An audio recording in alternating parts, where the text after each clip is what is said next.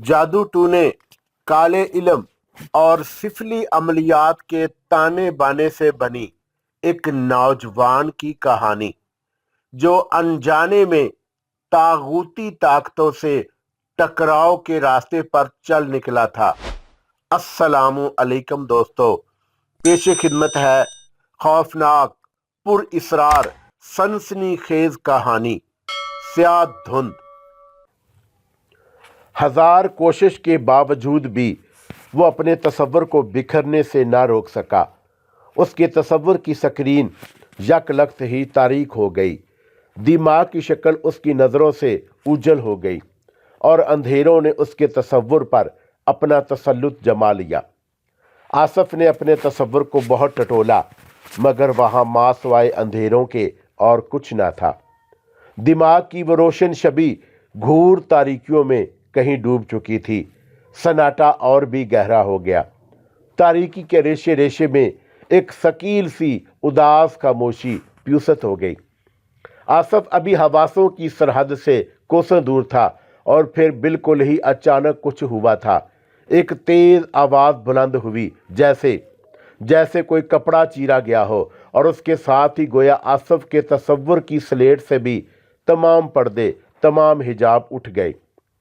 اس کے تصور میں ایک روشن دن کا منظر طلوع ہوا تھا، مگر یہ اس کا تصور تو نہیں تھا۔ اس نے اپنے ذہن میں ایسے کسی منظر کو نہیں تراشا تھا، بلکہ یہ منظر خود بخود اس کے ذہن میں اجاگر ہوا تھا۔ سورج نصف سے زیادہ سفر طے کر چکا تھا، ہر نظارہ چمک رہا تھا۔ دور دور تک پیلیاں بکھری ہوئی تھی اور کہیں کہیں پرالی کے ڈھیر لگے نظر آ رہے تھے۔ دور دور تک کسی انسان کا نام و نشان نہیں تھا۔ وہ چلا جا رہا تھا، بنا سوچے، بنا کسی منزل کا تعین کیے، بس آگے ہی آگے بڑھا چلا جا رہا تھا۔ آسمان پر چمکتا سورج بھی اس کے ساتھ ساتھ آگے بڑھ رہا تھا۔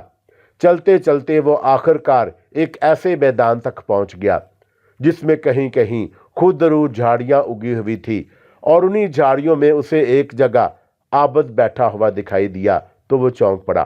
عابد ایک طرف جھاڑیوں میں بیٹھا مزے سے سگریٹ پھونک رہا تھا۔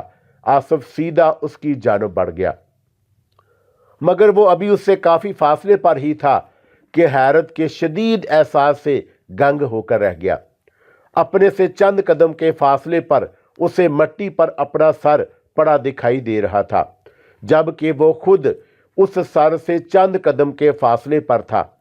اور اس سے بھی زیادہ حیرت کی بات یہ تھی کہ ایک آصف زمین میں دفن تھا، جس کا سر صرف زمین کے اوپر تھا، باقی وجود مٹی کے اندر گم تھا۔ دوسرا آصف چند قدم کے فاصلے پر حیران و پریشان کھڑا تھا، جبکہ ایک تیسرا ان دونوں کو دیکھ رہا تھا، مگر اس کا کہیں وجود نہیں تھا۔ وہ چند لمحے حیران و پریشان اپنے سامنے والے کو دیکھتا رہا، پھر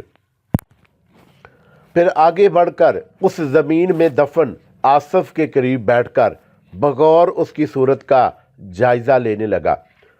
کچھ دیر وہ یوں ہی بیٹھا رہا، پھر یک بیک اس کے چہرے پر اطمینان کے تاثرات پھیل گئے، یوں جیسے معاملہ اس کی سمجھ میں آ گیا ہو، اور پھر وہ وہاں سے اٹھ کر ایک طرف جا بیٹھا اور گہری نظروں سے زمین میں دفن آصف کی طرف دیکھنے لگا۔ کچھ دیر گزر گئی اور پھر جس جگہ آصف زمین میں دبا ہوا تھا، اس کی جگہ اس کے گرد سے تیز روشنیوں کی باریک باریک سی شعاعیں پھوٹنے لگی۔ کچھ ہی فاصلے پر بیٹھا آصف گہری توجہ سے یہ سب دیکھ رہا تھا۔ وہ چمکدار رنگین شعاعیں آصف کے سر کے چاروں طرف سے زمین کے اندر سے نمودار ہو رہی تھی، اور پھر دیکھتے ہی دیکھتے وہ شعاعیں ایک انسانی پیکر میں ڈھل گئیں، اور یہ انسانی پیکر کسی اور کا نہیں، خود آصف کا اپنا تھا۔ اور پھر وہ آصف چلتا ہوا سامنے بیٹھے آصف کی طرف بڑھ گیا۔ اسے اپنی طرف آتا دیکھ کر آصف کے ہونٹوں پر ایک مطمئن سی مسکراہٹ ابھر آئی، اور پھر وہ بھی آصف کے قریب جا کر بیٹھ گیا۔ عابد اپنی جگہ اطمینان سے بیٹھا ہوا تھا۔ اس نے ایک نظر آصف کی سمت دیکھا اور اپنے اطراف کا جائزہ لینے لگا، اور پھر ایک سمت وہ اپنی جگہ سے اٹھ کر کھڑا ہو گیا۔ کچھ دوری پر اسے ایک آدمی نظر آیا تھا جو اسی سمت چلا آ رہا تھا۔ عابد نے ایک نظر آصف کی طرف دیکھا اور پھر آنے والے کی جانب۔ اس کے چہرے پر فکر مندی کے تاثرات پھیل گئے۔ آنے والے کا رخ بالکل اسی طرف تھا۔ اس نے سر پر پرالی کی پانڈ اٹھا رکھی تھی۔ وہ شخص بالکل ہی سر پر پہنچ چکا تھا۔ خود آصف نے اسے دیکھ لیا تھا اور اس کے کسی خانہ احساس میں تشویش کا احساس ابھر آیا تھا۔ وہ اتنا قریب آ چکا تھا کہ آصف نے اسے فوراً پہچان بھی لیا۔ یہ شیدہ موچی تھا، گاؤں کا ہی رہنے والا تھا اور اس کا رخ مٹی میں دبے آصف کی طرف ہی تھا، اور اگر اس کا سایہ آصف پر آ جاتا تو عین ممکن تھا کہ وہ ہمیشہ کے لیے اپنے حواس کھو بیٹھتا۔ کیا حال ہے شاہ جی، آپ ادھر کیا کر رہے ہیں؟ قریب آتے ہی وہ عابد سے مخاطب ہوا۔ کچھ نہیں چاچا، بس یوں ہی ذرا ادھر نکل آیا تھا۔ تو سنا، تیری طبیعت اب کیسی ہے؟ سنا تھا تیرے گردے میں درد تھا۔ بس شاہ جی، آپ کی دعا نال ہن آرام ہے۔ اچھا چلدا ہوں۔ اتنا کہہ کر وہ رخ بدل کر چل پڑا اور اس کا رخ آصف کی طرف ہی تھا۔ چاچا رکو، ادھر سے چلے جاؤ، عابد نے تیز لہجے میں کہا، مگر اس کی نظر آصف کے سر پر پڑ چکی تھی اور وہ بے اختیار ہی اپنی جگہ رک گیا۔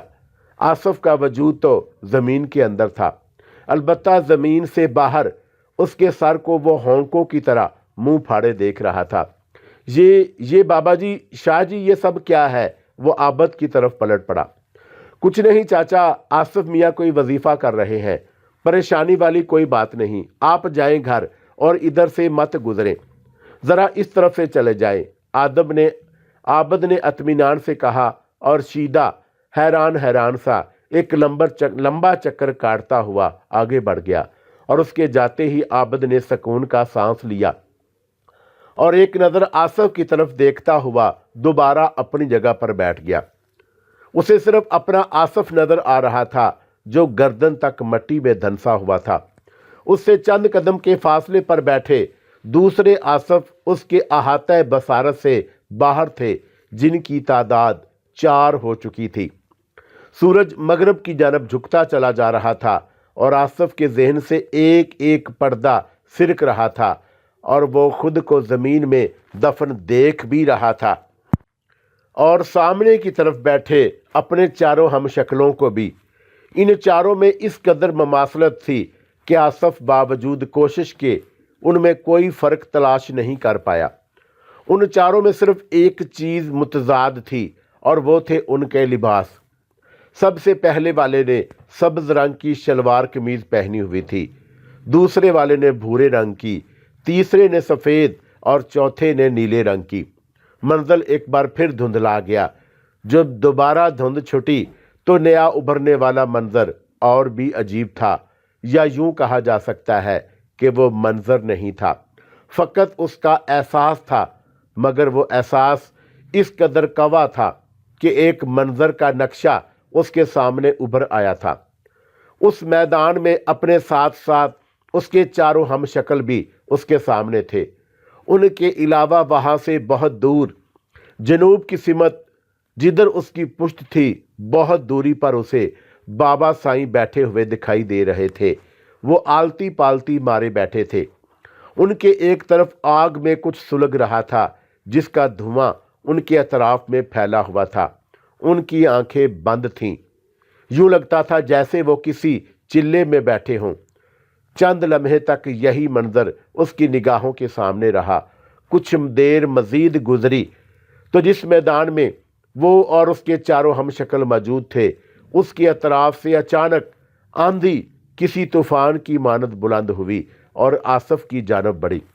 مٹی، جھاڑ جھنکار اور خس و خاشاک یوں بلند ہوا گویا زمین نے صدیوں بعد سانس چھوڑا ہو۔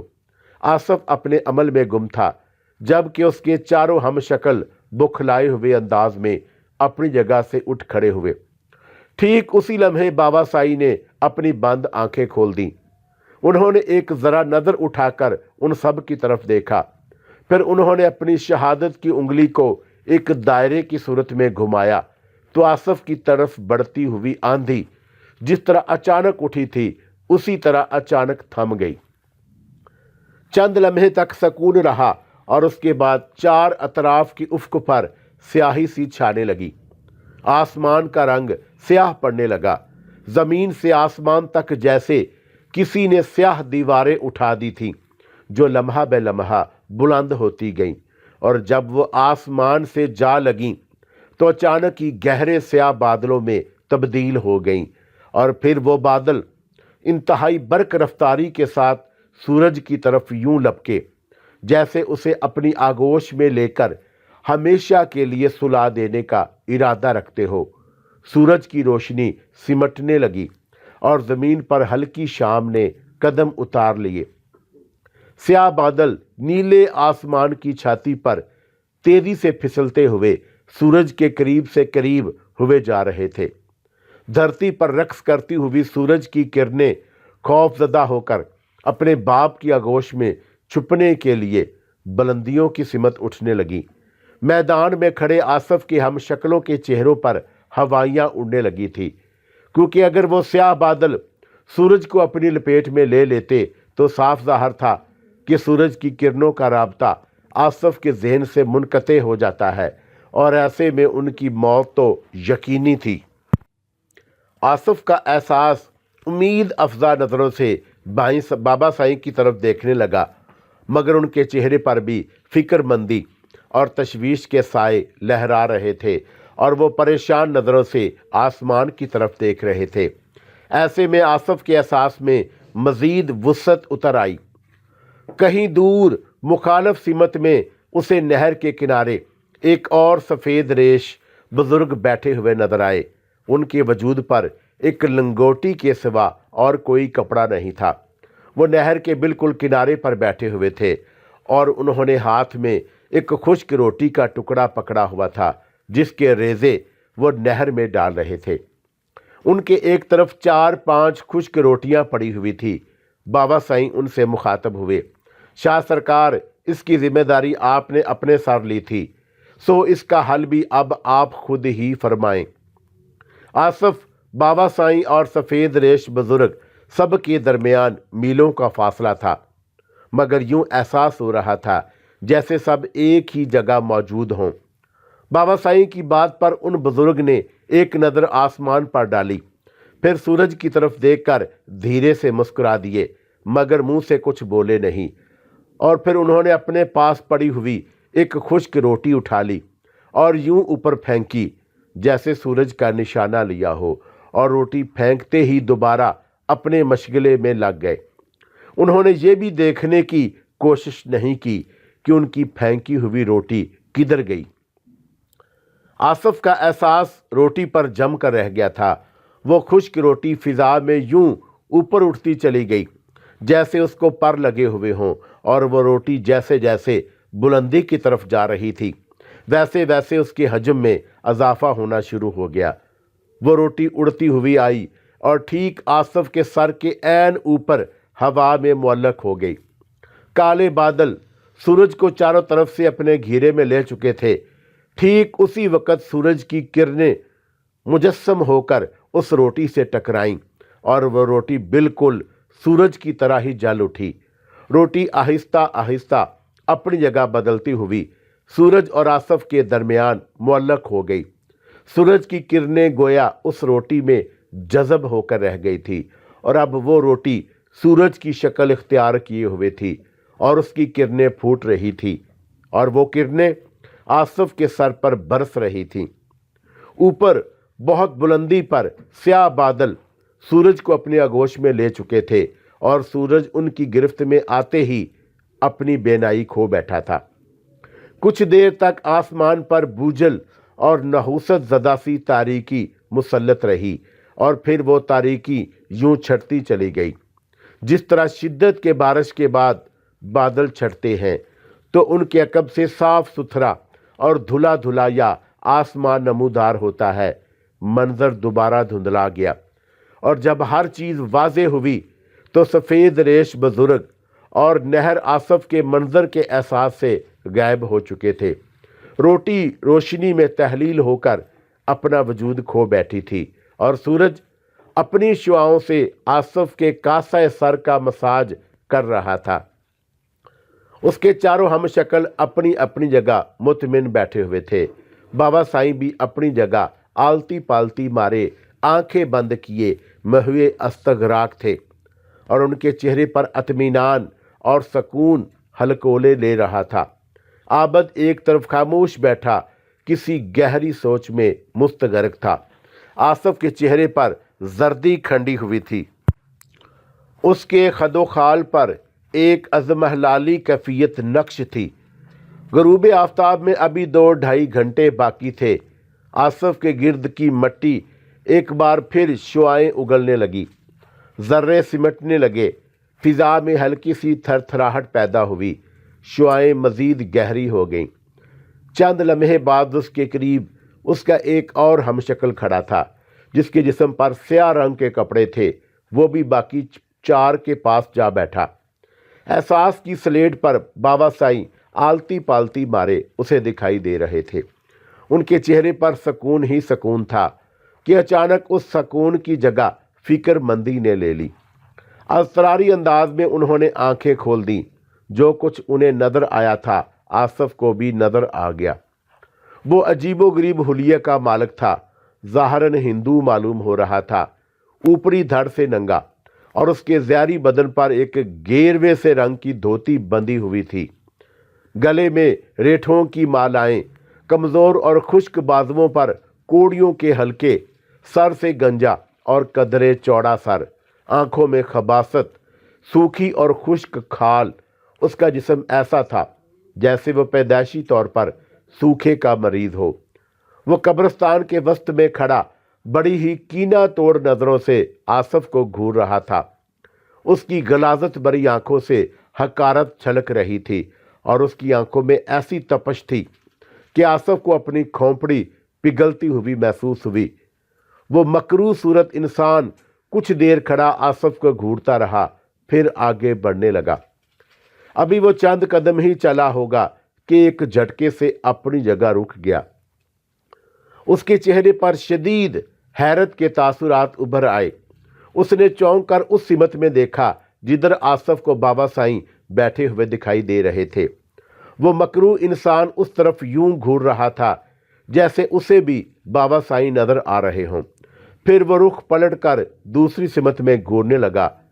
उस तरफ नहर के किनारे बैठे हुए सफ़ेद रेश बुजुर्ग एक बार फिर आसफ की बसारत में सिमट आए और उसके बाद वो एक तीसरी सिमत पलट पड़ा। उधर का मंजर भी आसफ के सामने आ गया, मगर उस जानब इतनी तेज और खैरा कुन चमक थी कि आसफ को उस रोशनी के अंदर कुछ भी दिखाई नहीं दिया। सिर्फ एक हल्का सा किसी का एहसास हुआ था। कुछ हयोले से दिखाई दिए थे उसे। वो गंजा दोबारा आसफ की जानब पलट पड़ा और उसकी आंखों में हकारत की जगह उलझन तैर रही थी और चेहरे पर फिक्रमंदी की शिकनें उभर आई थीं।